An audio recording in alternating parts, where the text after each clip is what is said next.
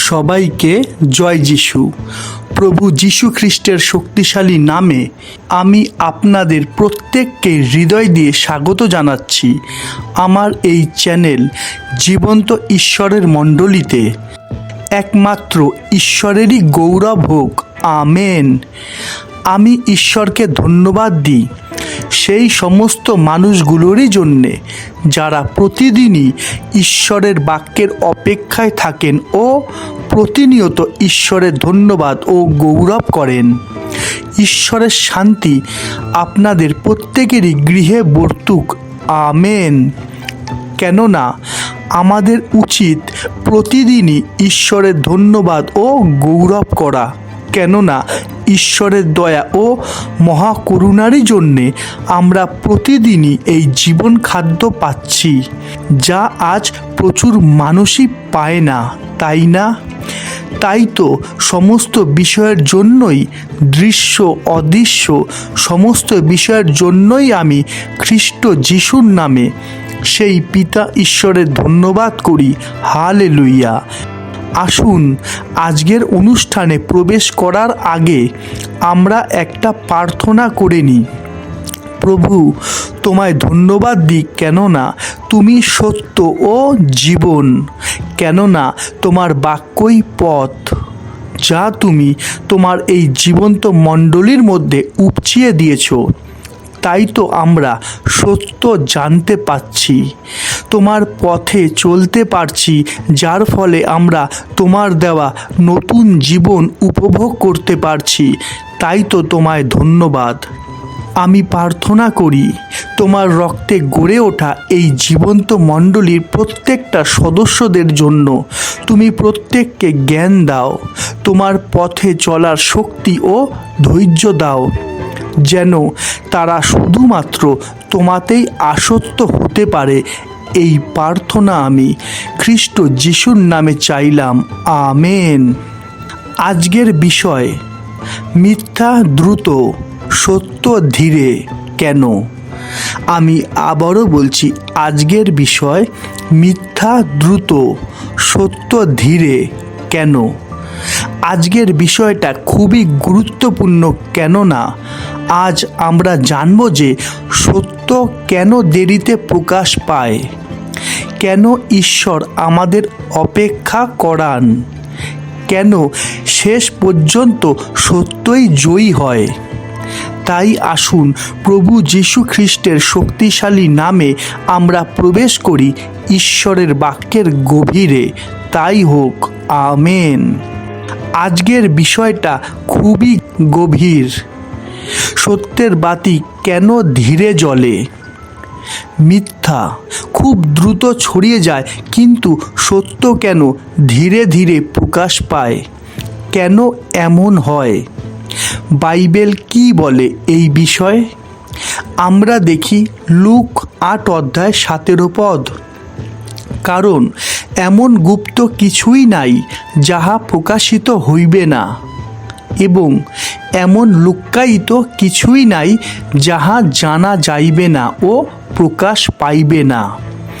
অর্থাৎ সত্য কখনোই হারিয়ে যায় না, শুধু সময় লাগে প্রকাশ পেতে।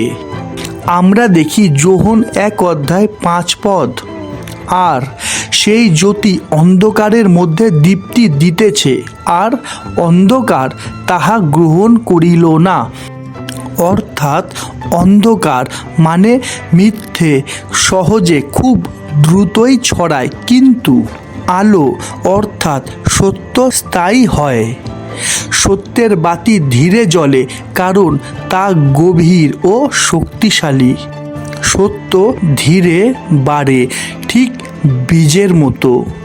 আমরা দেখি মার্ক 4:27-28 কোনো ব্যক্তি যেন ভূমিতে বীজ বুনে, পরে রাত দিন নিদ্রা যায় ও উঠে, ইতিমধ্যে ওই বীজ অঙ্কুরিত হইয়া বাড়িয়া উঠে। কি রূপে তাহা সে জানে না। ভূমি আপনা আপনি ফল উৎপন্ন করে, প্রথমে অঙ্কুর, পরে শীষ, তাহার পর শীষের মধ্যে পূর্ণ শস্য। অর্থাৎ সত্য একদিনে বড় হয় না, আমি আবারও বলছি, সত্য একদিনে বড় হয় না, কিন্তু সত্য ধীরে ধীরে মানুষের হৃদয়ে কাজ করে, অর্থাৎ সঠিক সময় ঈশ্বর তা প্রকাশ করেন।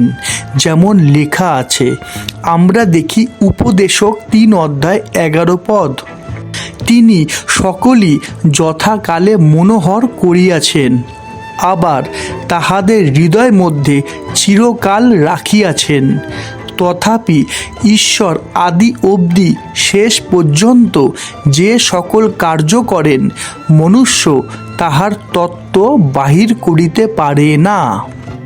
অর্থাৎ ঈশ্বর সব কিছুই সঠিক সময় প্রকাশ করেন, কিন্তু আমাদের তাড়াহুড়োর জন্য সত্যের সৌন্দর্য নষ্ট হয়ে যায়। এখন প্রশ্ন, সত্য কেন দেরিতে প্রকাশ পায়? আমি আবারও বলছি, সত্য কেন দেরিতে প্রকাশ পায়? কারণ পরীক্ষার মধ্যে দিয়ে সত্য আসে, তাই দেরি হয়।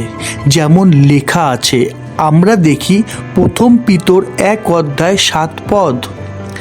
যে সুবর্ণ নশ্বর হইলেও অগ্নি দ্বারা পরীক্ষিত হয়, তাহা অপেক্ষাও মহামূল্য তোমাদের বিশ্বাসের পরীক্ষা সিদ্ধতা যীশু খ্রিস্টের প্রকাশকালে প্রশংসা, গৌরব ও সমাদরজনক হইয়া প্রত্যক্ষ হয়। অর্থাৎ সত্য সব সময় পরীক্ষার মধ্যে দিয়ে যায়, তাই তা ধীরে ধীরে প্রতিষ্ঠিত হয়, যা মহামূল্যবান।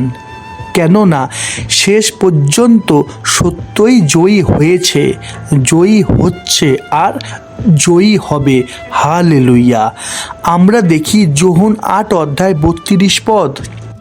অতএব যে যিহুদীরা তাহাকে বিশ্বাস করিল, তাহাদিগকে যীশু কহিলেন, তোমরা যদি আমার বাক্যে স্থির থাকো, তাহা হইলে সত্যই তোমরা আমার শিষ্য, আর তোমরা সেই সত্য জানিবে এবং সেই সত্য তোমাদিগকে স্বাধীন করিবে।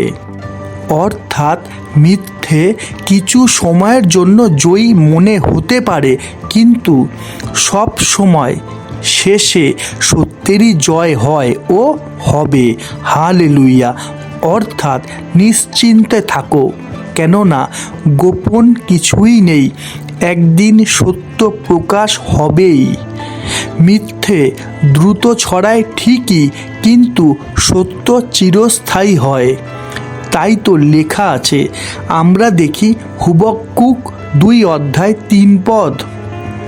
কেননা এই দর্শন এখনও নিরূপিত কালের নিমিত্ত ও তাহা পরিণামের আকাঙ্ক্ষা করিতেছে, আর মিথ্যা হইবে না। তাহার বিলম্ব হইলেও তাহার অপেক্ষা করো, কেননা তাহা অবশ্য উপস্থিত হইবে, যথাকালে বিলম্ব করিবে না। কি লেখা আছে, যদি দেরি হয় তবুও অপেক্ষা করো। এখন প্রশ্ন, আপনি কি অপেক্ষা করতে পারেন? আপনি কি বিশ্বাস রাখতে পারবেন? সব সময় মাথায় রাখবেন যে সত্যের বাতি ধীরে জ্বলে, কেননা ঈশ্বরই তার সৃষ্টিকর্তা, যা কেউ কোনো দিন নিভাতে পারেনি আর পারবেও না। হালেলুয়া। তাই তো প্রভু বলেছিলেন যে সত্য আমাদের মুক্ত করবে, তাই থেমে যেও না।